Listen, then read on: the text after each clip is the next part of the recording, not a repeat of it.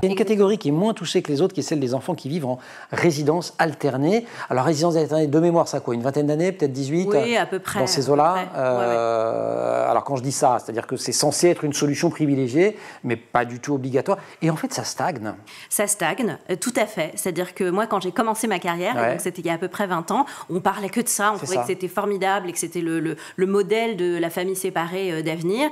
En réalité, aujourd'hui, on stagne entre 11 et 12%. C'est ça. Pourquoi ? Alors, pour plein de raisons. D'abord parce qu'il n'y a pas de consensus scientifique sur le fait que c'est la bonne solution pour les enfants. Deuxièmement, la résidence alternée, c'est une solution de riches.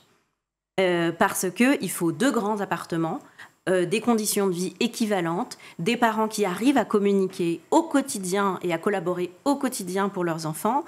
Il faut des parents...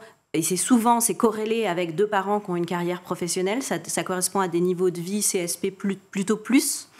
Et en général, c'est des parents qui travaillent tous les 2. Et donc, il n'y en a pas un qui prend le pas au niveau de la carrière sur l'autre. Et donc, ça concerne quand même plutôt des familles citadines.